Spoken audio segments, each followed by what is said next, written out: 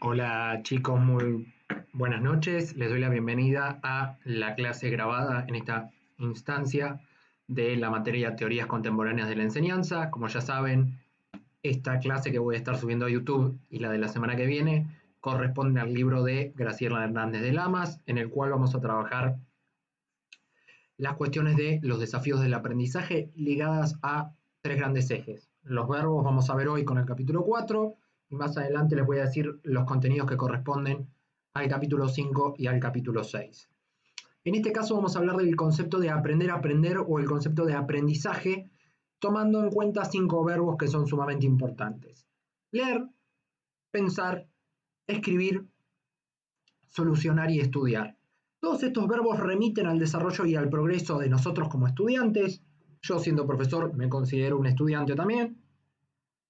¿Por qué? Porque uno automáticamente va progresando y se va desarrollando en la vida en función de la lectura, el pensamiento, la escritura, la solución de problemas y el estudio como tal. O sea que es necesario aprender estos 5 verbos para generar las situaciones y los procesos de aprendizaje. Ahora, ¿qué implica aprender a leer? Aprender a leer implica una reforma diaria. Automáticamente y paulatinamente uno a lo largo de la vida va aprendiendo cómo leer, de qué manera, en función de los significantes de los textos. Ahora, aprender a leer implica otros 2 verbos. Aprender a pensar, nosotros como estudiantes tenemos que aprender a pensar, pero corresponde y corre de mi lado también el aprender a enseñar. Yo tuve que aprender a enseñar y a leer y a pensar para poder enseñar. Por eso hay como una triada intrínseca alrededor del proceso de la lectura. Leer implica pensar, implica enseñar e implica una reforma diaria de cómo ese proceso va a ir pasando en función de las motivaciones, de los intereses y de todas las cuestiones que son sumamente importantes. Sin embargo, para aprender a leer, a pensar y a enseñar, tenemos que trabajar el verbo alfabetizar, dice Graciela Hernández de Lamas en este capítulo. Ahora, ¿qué implica que una persona esté alfabetizada o que un sujeto esté alfabetizado? Tiene que ver con que una persona pueda leer, con comprensión y escritura. Ahora, que una persona sepa leer, comprenda y escriba eso que está leyendo implica que esté alfabetizado. Sin embargo, ¿qué es lo que tiene que escribir? Lo que tiene que escribir es un resumen de su vida cotidiana, saber hilar, enganchar, hilvanar todas las cuestiones que nos pasan, aún estando en pandemia, con nuestra vida cotidiana y con nuestro proceso de nueva normalidad, si se quiere. Pero para estar alfabetizado hay que leer, comprender lo que uno está leyendo y poder escribir y generar un proceso alrededor de eso. Alfabetizar, chicos, es la tarea de la escuela y es necesario que se aprenda a leer, a pensar, a enseñar y uno mismo a explicar. Implica leer y escribir la tarea de la escuela, pero también implica alfabetizar desde el pensamiento propio, desde la autonomía, desde tiempos de la Biblia con el tema de la escritura, la mirada de Platón y Aristóteles respecto de las cuestiones de la escritura. Hoy por hoy la divulgación científica de la ciencia son elementos claves para poder difundir nuevas informaciones o nuevas investigaciones alrededor de eso. Incluso para ir a un cajero automático, uno necesita aprender a utilizar ese cajero con o sin instrucciones, pero uno tiene que saber la clave alfanumérica o la clave numérica para poder entrar. Es sumamente importante. Ahora, la lectura es un instrumento que nos permite aprender, pero también nos permite generar diagnósticos. Yo, según cómo una persona sepa leer, voy a aprender cómo la persona transita ese proceso de incorporación de contenidos. O sea que la lectura como tal nos permite ver cómo la persona transita ese proceso de aprendizaje. En la universidad se le dice lectio al tema de la lectura. ¿Por qué? Porque hay un maestro que lee, interpreta. En mi caso, enseño a leer y a comprender determinados textos desde mi mirada, pero la lectura tiene que ser un medio para instrumentar algún fin o alguna idea. Ahora, ¿qué implica el verbo leer? Implica enseñar a pensar, a mejorar habilidades, pero tiene que ver con una interpretación de la realidad que es autónoma. Yo no les puedo decir que repitan el texto de memoria de manera lineal para que termine siendo algo que tiene que ver, como vimos el cuatrimestre pasado, con una cuestión de repetición, no solamente de información. No va por ese lado. Siempre hay que interpretar la realidad desde el pensar, desde las habilidades y desde la autonomía, desde que cada estudiante, nosotros como estudiantes, tengamos un criterio propio. Ahora, hay diferentes tipos de lecturas. Siempre piensen que hay como 2 grandes lecturas una dinámica que es denominada mecánica y una comprensiva que tiene que ver con el entendimiento. La mecánica o la dinámica tiene que ver con saber captar el signo de las situaciones. Uno lee y sabe que la letra A es la letra A. Uno pronuncia, escucha letras árbol, A, R, B larga o L, árbol. Y una vez que uno ve los 5 signos juntos, automáticamente puede captar el todo, incluso sin tener plena conciencia de que es algo mecánico. Ahora, lo comprensivo va a tener que ver con el buen lector. ¿Por qué? Porque tiene que ver con reconocer el concepto salteando el símbolo. Uno no está pendiente A, R, B o L como pasa en otras instancias de educación. Uno automáticamente capta el todo, como vimos con el tema de la Gestalt, y que dice árbol. Uno entiende lo que dice el texto sobre la base de algo justamente comprensivo, toma distancia y se comunica con el autor para estar de acuerdo con un concepto o no estar de acuerdo con el término. Ahora, cuando uno aborda un texto y atraviesa ese proceso de aprendizaje, tienen que generarse preguntas comprensivas. ¿Cuáles son esas preguntas comprensivas? ¿Qué dice el texto y cuál es el tema? Eso va desde el lado de la objetividad, que es lo que estamos haciendo en este momento. ¿Qué dice el texto y cuál es el tema? El proceso de aprendizaje, leer, pensar, escribir, estudiar. Eso sería la objetividad. Ahora, ¿qué quiso decir Graciela Hernández de Lamas con el mensaje que comunicó respecto del aprendizaje y respecto de los verbos ligados en este capítulo? Eso es saber leer entre líneas. Ahora, la subjetividad va a tener que ver cuál es la opinión de ustedes cuando vean esta clase respecto de lo que yo digo y respecto de lo que dice la autora. Y ahí apuntamos a la subjetividad y a tomar distancia y a ser objetivos respecto a esos objetivos que tiene relación con el texto. Ahora, esto de matar al mensajero es importante, ¿por qué? Porque muchas veces lo dice el autor, la lectura es un proceso que nos lleva a poder pensar, el autor está diciendo esto y uno puede estar de acuerdo o no con ese autor, sin embargo, uno tiene que saber tomar distancia. Hay que entender lo que dice el autor, tener una posición propia y decir, con esto estoy de acuerdo, con esto no. En esto opino igual, en esto coincido, en esto estoy en desacuerdo. Hay que trabajar la mediación y, como diría Vygotsky, con la zona de desarrollo próximo y entender que uno tiene que ir desarrollando el potencial y vislumbrar y diferenciar lo que dice el autor, de lo que uno piensa, desde la teoría pura. Hay que tomar una posición propia alrededor de eso. Ahora, cuando hablamos de otros tipos de lectura, hablamos de 3 tipos. Tema de la velocidad, lectura respecto del análisis y lectura respecto de la aproximación. Cuando hablamos de la lectura por velocidad, vamos a hablar de aprender a distinguir 3 tipos de lecturas diferentes. Lenta, normal, veloz. Aunque parezca paradójico, la lenta es la mejor. ¿Por qué? Porque hay una especie de subrayado mental en el cual hay un 90% de comprensión y se lee el material con dificultades. ¿Por qué? Porque uno se pone a pensar y a leer y reformula. Entiende todo el tiempo de destacar las ideas. Es un material complejo que requiere una lectura más lenta para entender la gran mayoría del texto. Por eso hace foco en el subrayado mental. Ahora, la lectura normal, 70% de comprensión y uno lee entre 250 y 500 palabras por minuto. Esa es la lectura normal. La veloz, uno entiende a la mitad las cosas, lee 800 palabras por minuto y es cuando uno se pone a buscar bibliografía para un trabajo de investigación, lee en zigzag, se pone a analizar. Bueno, estos son los tipos de lectura que uno va a atravesar por velocidad y la base va a estar marcada alrededor del nivel de comprensión que uno quiera tomar. Si uno trabaja desde lo lento, el 90. Si uno trabaja desde lo normal, el 70. Si uno hace una lectura veloz, el 50. Cuando hablamos de lectura analítica, vamos a hablar de 4 etapas de la lectura analítica, que tiene que ver con el estudio propiamente dicho. Uno hace un análisis del texto tomando en cuenta 4 etapas desde la lectura y en cuanto al análisis. La primera es la interpretación. Uno se sienta, lee el texto, se forma una opinión respecto del texto y saca ideas centrales. Una vez que uno interpreta el texto puede retenerlo, fija los conceptos, subraya, hace notas con signos de admiración, resalta las cosas. Uno interpreta y retiene. Una vez que uno interpreta y retiene, organiza esa información, establece secuencias, esquemas, cuadros, hace un orden. Y también puede permitirse la cuestión de la valoración, buscar el sentido del texto, diferenciar el verdadero o falso, todas las cuestiones que tengan que ver con lo genuino o con lo no tan genuino del texto. Pero siempre la lectura desde lo analítico tiene que ver con interpretar, retener, organizar y valorar. ¿Qué implica una lectura eficaz? ¿O cuáles son los recursos claves para hacer una lectura eficaz desde el proceso de enseñanza-aprendizaje? Uno estudia y se genera preguntas anteriores al estudio.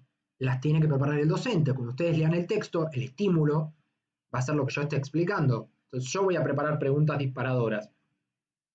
Muchos docentes apelan a los cuestionarios para que ustedes puedan leer el texto. Yo no soy partidario de eso. El espíritu y el estímulo lo tiene que plantear el docente con preguntas para poder charlarlo, no con preguntas escritas, pero va a haber preguntas que yo me voy a tener que plantear cuando preparo el texto. Ahora, cuando el estudiante está en contacto con el texto, surgen preguntas a posteriori. Uno identifica el texto en contexto y puede marcar los temas que tiene el texto y los problemas que plantea, y todas las preguntas que se suscitan desde la lectura eficaz alrededor del texto. El otro verbo importante es el aprender a pensar. Hay una relación directa entre lenguaje y pensamiento en el pensar, porque si yo puedo pensar, puedo organizar mi lenguaje en relación a mi manera de procesar esa información. Ahora, si yo no sé pensar, es tarea mía, ¿sí?, poder aprender a pensar. Pero, como estudiante me pasa eso. En cambio, los docentes tienen que promover el aprender a pensar si una persona no sabe pensar o no tiene las condiciones para poder pensar. Si uno no puede pensar, va a desplegar determinados tipos de síntomas. Siempre pensarlo desde el caso por caso. ¿Cuáles son estos síntomas? Primero, la impulsividad. Si uno no puede pensar y no puede razonar, claramente va a tender a ser impulsivo.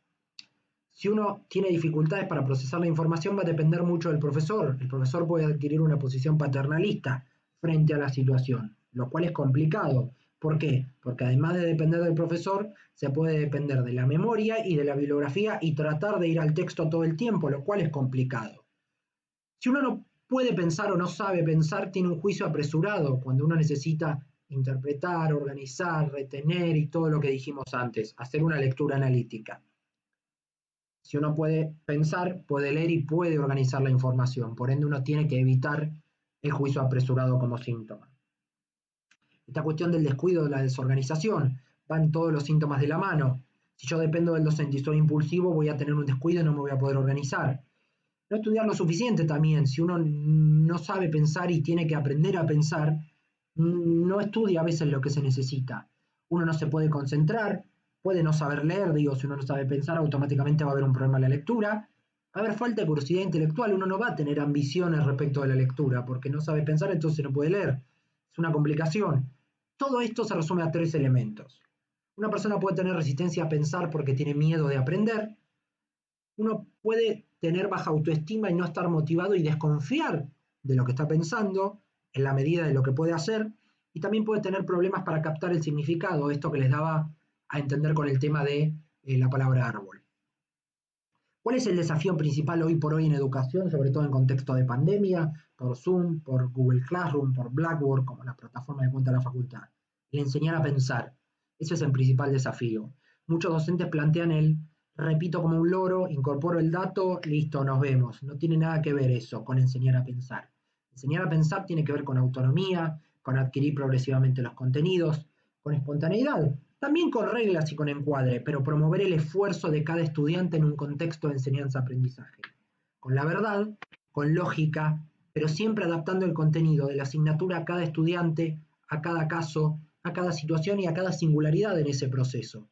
Porque tiene que promoverse una actitud hacia el estudio, un querer pensar, un interés que tenga el estudiante para poder pensar, que le interese la disciplina y a su vez que la persona tenga un hábito de estudio alrededor de eso. Ahora, una cosa es lo que quiere el docente, otra cosa es lo que puede hacer el estudiante y otra cosa es lo que quiere la escuela. La escuela hoy por hoy nos pide que el estudiante adquiera habilidades que en contexto de pandemia están flaqueando o están debilitadas, digo, pensándolo en el hoy. Se le exige creatividad al docente, se le exige conocimiento de sí mismo al estudiante, un juicio crítico. Ahora, ¿cómo se produce esa adaptación? ¿Sí? Una cosa es lo que la escuela quiere y otra cosa es lo que la realidad posibilita. Son dos cuestiones diferentes. ¿Qué es lo mínimo a lo que uno aspira como profesor? A que el estudiante adquiera habilidades. ¿Cuáles son esas habilidades? Como les dije, que la persona pueda ser creativa, tener conocimiento de sí misma, que tenga un juicio crítico y que pueda incorporar con libertad y autonomía su propia manera de pensar, que pueda aplicar los contenidos, lo pueda usar, los pueda proyectar, pueda debatir e incorporar eso para su vida cotidiana. que pueda recolectar datos de todo ese proceso, que pueda prestar atención, que esté concentrado, que observe, que sea analítico, que tenga memoria. Eso sirve para recolectar los datos. Ahora, una vez que yo tengo los datos, los tengo que elaborar en ese proceso. ¿Cómo los voy a elaborar? Haciendo una compresión del contenido, sintetizando el contenido, generando una inferencia, una conclusión y analizando esa conclusión. A la escuela se le exige todo el tiempo que se adquieran habilidades por parte del estudiante. Ahora hay que ver en qué contexto se produce y si la escuela está a la altura de lo que pide en general respecto de estas habilidades blandas. Ahora, me hice esta pregunta yo cuando leía el capítulo y en la materia también. ¿Hacia dónde debe ir la escuela?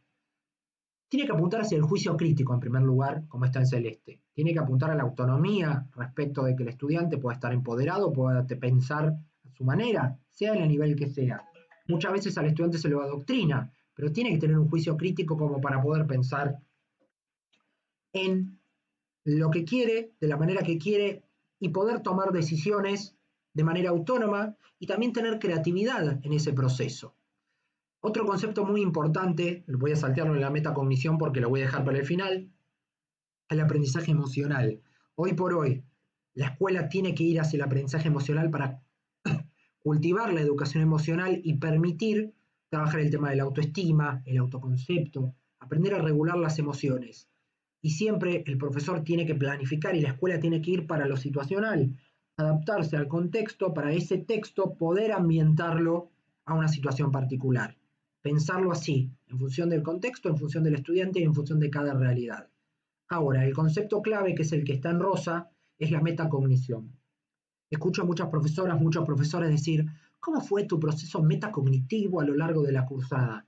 Y muchas veces, una persona que toma lo conceptual para mostrar cierta superioridad respecto del estudiante no tiene que hablar desde lo teórico. ¿Cómo fue tu proceso de aprendizaje? Eso es la metacognición. Es aprender a aprender, reflexionar y pensar del estudiante en su propio pensamiento, en su propia realidad, que haga una autocrítica o haga una autoevaluación. Eso es la metacognición. Algo tan simple como aprender a aprender y a vivenciar qué tiene que mejorar, cuáles son los puntos claves que tiene que potenciar, porque los tiene como positivos, digo. Uno tiene que pensar que la escuela tiene que ir siguiendo la mirada de Platón. Pensar que todos pueden pensar, justamente, y pensar que las personas piensan y que pueden hacer ese proceso. Enseñar a pensar no tiene que ser un privilegio, tiene que ser una necesidad, por todo esto que les decía, las decisiones, la creatividad, la autoestima, la metacognición, pero por sobre todas las cosas que el docente tenga la responsabilidad de tener una planificación situacional y adaptarse al contexto, sobre todo el actual. Una vez que uno procesa todo esto, también hablamos de lectura, hablamos de pensamiento, pero también hablamos de escritura. La escritura permite mejorar la manera de pensar. Si yo hago reflexión, trabajo mi autoestima, mi autoconcepto, me pongo a escribir, justamente puedo reflexionar mejor sobre mi propio proceso de aprendizaje. Entonces la escritura me va a permitir producir textos nuevos, me va a permitir tener otra jerarquía, descomponer conceptos, saber secuenciar los contenidos, saber definirlos, saber manejar la terminología adecuada con imaginación y con creatividad. ¿Qué me va a permitir la escritura? Organizar los datos, armar las hipótesis, tomar decisiones y aplicar esas decisiones a situaciones. La escritura nos ordena y nos permite pensar, nos permite leer porque nos permite revisar nuestros saberes, pero por sobre todas las cosas nos permite hacer una reflexión sobre nuestra propia práctica. Ahora, cuando uno también tiene que aprender, aprende a solucionar problemas, aprende a ser eficaz, a tener autonomía. Uno, cuando arma el programa como docente, también piensa en una cuestión de vigilancia epistemológica de los contenidos, de ponerse a pensar qué es lo que quiere dar al estudiante y qué es lo que uno quiere recibir respecto del estudiante. El programa de esta materia tiene todas las teorías contemporáneas de la enseñanza y en la segunda parte vamos a ver cómo aplicar todo eso a un campo concreto, con el PEI, con el liderazgo educativo que hoy por hoy no abunda. Pensar que la solución de problemas remite no solamente a la teoría, sino a poder traspolar esa teoría a un campo práctico. No hacer filosofía de la educación, sino hacer gestión de la educación. Planificar y ejecutar actividades para que los estudiantes puedan resolver los problemas. Y comprender el problema también implica planificar la solución, con un proceso determinado, porque hay una secuenciación. ¿Cuáles son esos pasos según Jiménez Guerrero? Es la técnica de la enseñanza por problemas. Uno tiene que trabajar con el estudiante un problema y delimitarlo. ¿Cómo lo voy a resolver? Con esta estrategia, con este material, con esta bibliografía. Voy a estructurar el trabajo ejecutando, viendo qué resultados, tomando una encuesta, analizando el contenido. Voy a evaluar y el estudiante cuando en un aprendizaje situacional o en una evaluación con casos o con situaciones contextuales, el estudiante va a poder sondear sus logros, ver si le costó más relacionar, si le costó leer, si le costó buscar bibliografía. Ahora, cuando se presenta un problema en educación o un problema en la vida cotidiana, el problema puede ser convergente o divergente. Si es convergente hay una sola solución.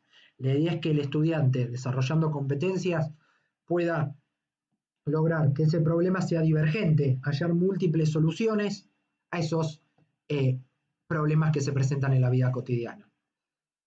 Ahora, una cuestión muy importante es aprender a estudiar también como verbo. ¿Por qué? Porque uno tiene que aprender a reflexionar sobre el proceso de enseñanza-aprendizaje. ¿Qué es estudiar? Estudiar es lo que hacemos todo el tiempo. Es un hábito de hacer un escrutinio de la realidad y sondear un aspecto de la realidad.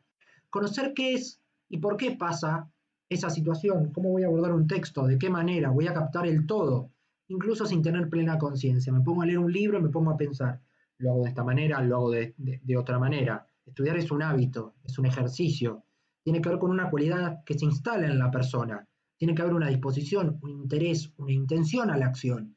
Y el estudio, para poder progresar, tiene que tener garantía de permanencia. Ahora, ¿qué implica estudiar?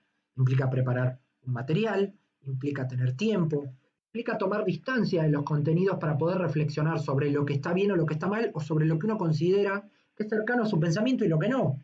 También tiene que ver con una adquisición metódica. Yo me tengo que preguntar, dialogar, leer, reflexionar.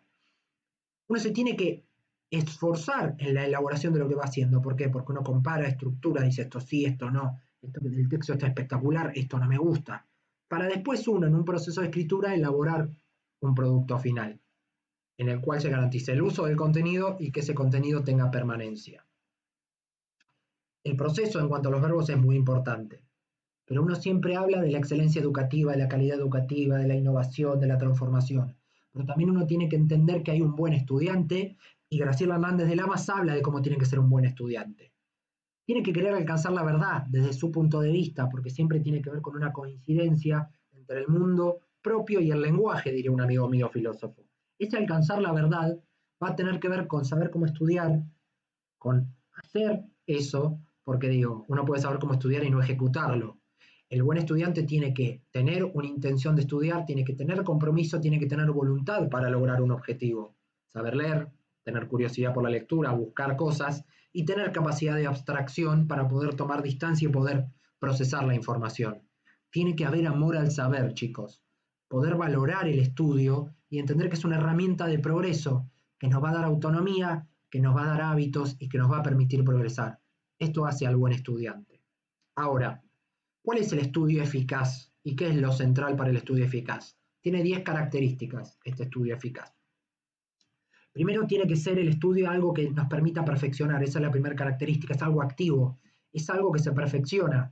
En segundo lugar, que tiene que ver con tener firmeza, con tener permanencia, con permitir una regulación propia de nuestro aprendizaje y de nuestra actividad respecto del estudio. Requiere continuidad del estudiar y que haya una motivación intrínseca, diría Graciela Hernández de Lamas, esto de que haya un interés alrededor de. Uno tiene que buscar motivos para estudiar, nos tiene que dar placer estudiar. Estamos en un contexto de pandemia y es necesario encontrar en el estudio un refugio, algo que nos divierta. Ahora, es lo que hablamos durante todo el año. El profesor se tiene que poner en el lugar del estudiante. Muchos directivos no se ponen en el lugar ni siquiera del docente y repiten o buscan plasmar un modelo para que el profesor no se ponga en el lugar de él, se pone en un lugar sancionador. Y en realidad no. El profesor se tiene que poner en el lugar del estudiante, saber lo que le pasa, tener empatía con su realidad y llevarlo por el camino del conocimiento. Incluso para que el estudiante se replantee cómo aprende, cómo piensa, cómo lee, para ver qué dificultades tiene, ayudarlo y también poder revisar el proceso a través de la lectura. Hay que ver también el lenguaje no verbal. Si una persona está cómoda, está incómoda, si lee, si no lee, si se pone nerviosa, si empieza a sudar, si no presta atención. Lo no verbal también nos dice de cómo una persona estudia y si es eficiente o no en ese proceso. Es muy importante desde el lado del docente también generar ese interés por estudiar, despertar esa vocación por el aprendizaje, por la enseñanza y por el estudio. Ahora, en mi caso, que yo me considero un líder y un gran motivador, uno tiene que ser un amante de la verdad y de despertar preguntas, de despertar certezas y de despertar interrogantes, digo, en función de lo que decía antes. Generar entusiasmo, la materia puede ser un embole, pero uno tiene que hacerla divertida y tiene que transmitir ese contenido, construirlo, transponerlo didácticamente para mostrar su utilidad y adaptar la materia a la realidad del estudiante. Esta materia, chicos, como les dije, está pensada para ustedes, porque armé el programa pensando en ustedes. Eso va a generar un interés por estudiar. Si de la teoría vamos a la práctica, la clave va a estar ahí, en la verdad, en el entusiasmo, en el contenido y en la adaptación. Ahora, para ir cerrando, el aprendizaje tiene 4 fases y es central poder pensarlas.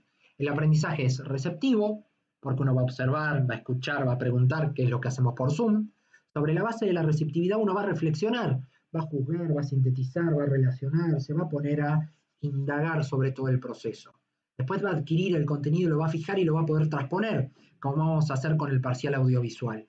Y una vez que soy receptivo con el contenido, reflexiono y adquiero y lo fijo al contenido, lo puedo comunicar y lo puedo volcar y expresar con una producción final.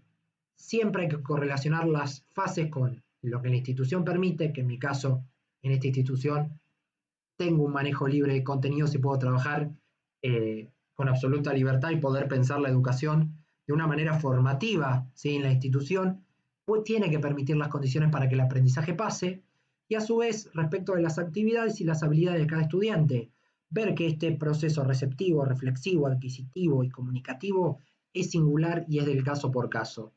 Cada actividad, cada habilidad es singular en cada estudiante, lo que nos permite entender cómo estudia, cómo recibe la información, cómo reflexiona y cómo la comunica. Hasta acá lo que es lo conceptual de la clase de hoy. Lo que vamos a ver la semana que viene son los otros 2 capítulos en el video que voy a subir al canal de YouTube la próxima semana, donde voy a trabajar el capítulo 5, que habla de la mediación docente, y el capítulo 6, que habla de la evaluación. Vamos a hablar de un tema que es álgido, que es picante hoy por hoy, es el tema de cómo evaluamos los docentes y cómo es evaluado el estudiante. Vamos a ponerlo en tela de juicio el día que hagamos el repaso. Pero el video de la próxima semana va a trabajar los capítulos 5 y 6 del libro, donde se trabaja mediación docente, cómo justamente es una negociación de la docencia y cómo el docente evalúa, que tiene que ser con un proceso formativo, para poder analizar justamente la realidad actual. Y es muy importante entender esto. En todo proceso en la educación, ¿sí?